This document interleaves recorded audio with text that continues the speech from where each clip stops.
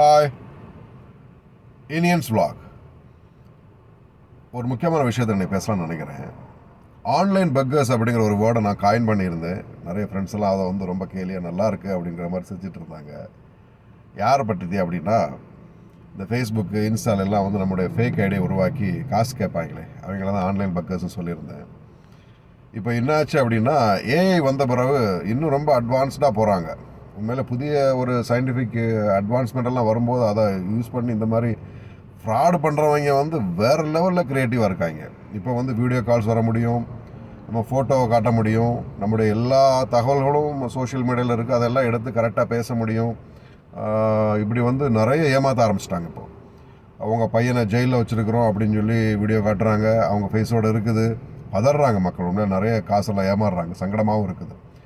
என்னுடைய ஃபேக் ஐடியை யூஸ் பண்ணி கூட பலரும் ஏமாந்தாங்க, காசு கொடுத்தாங்க அப்படின்னு என்னுடைய வேண்டியவங்க சொல்லும்போது ரொம்ப சங்கடப்பட்டு பண்ணேன் நான் உண்மையில். ஸோ வந்து இப்போ அவ்வளோ மோசமான ஒரு நிலைமை இந்த சோஷியல் மீடியாலாம் வந்துட்டு இருக்குது. ஸோ கேர்ஃபுல்லாக இருங்க.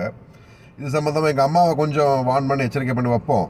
ஏன்னா அம்மாவுக்கு இது மாதிரி யாராவது ஃபோன் பண்ணி நான் வந்து இப்படி இருக்கிறேன் அப்படி இருக்கிறேன்னு ஏதாவது என்னுடைய ஃபோட்டோ வீடியோ பயன்படுத்தி எதுவும் சொல்லி இது பண்ணிடக்கூடாது. ஏன்னா அவங்களும் ஒரு செல்ஃபோன் யூஸ் பண்ணிகிட்டு இருக்கிறாங்க, வயசானவங்க அப்படின்னு சொல்லிட்டு அம்மாவுக்கு நான் கொஞ்சம் டீட்டெயிலாக பேசுவோம் அப்படின்னு சொல்லிட்டு நிறைய விஷயங்களை பேசியிருந்தேன். இந்த மாதிரிலாம் இருக்குமா, இப்படி என்னுடைய ஃபோட்டோ வரலாம், என்னுடைய வீடியோ வரலாம், எனக்கு இப்போ பிரச்சனைங்கிற மாதிரி பேசலாம், நல்லா கவர்ஃபுல்லாக இருக்குது அப்படின்லாம் மாதிரி எங்கள் அம்மாவுக்கு நான் எக்ஸ்பிளைன் பண்ணிகிட்டு இருந்தேன். எங்கள் அம்மா ரொம்ப சூப்பராக ஒரு விஷயத்த சொன்னாங்க.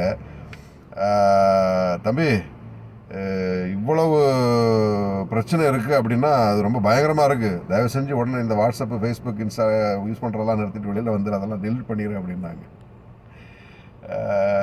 ரொம்ப வினோதமான அட்வைஸாக எனக்கு தெரிஞ்சது.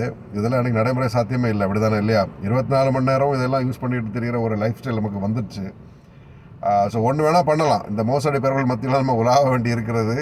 அதனால் ஃப்ரெண்ட்ஸ், ரொம்ப கேர்ஃபுல்லாக வைஸாக சோஷியல் மீடியாவை யூஸ் பண்ணுங்கள். நம்ம யாருக்கும் ஏமாந்துடக்கூடாது, நம்ம சுற்றி இருக்கிறவங்களும் ஏமாற்றப்பட்டுறக்கூடாது அப்படிங்கிறதுல ரொம்ப உஷாராக இருங்க. ஸோ அது வந்து நல்ல விஷயங்களுக்காக பயன்படுத்துறதுக்கு மேக்ஸிமம் முயற்சி பண்ணுவோம். அதுதான் வந்து ஒரு நல்ல மனுஷனுக்கு அழகு. ஸோ ஏமாத்துறவங்க எப்போவும் ஏமாற்றிட்டே தான் இருப்பாங்க, பட் அவங்க வந்து முறியடிக்கப்படணும். அதனால் ரொம்ப கேர்ஃபுல்லாக இருங்க, வைஸாக இருங்க. Be safe.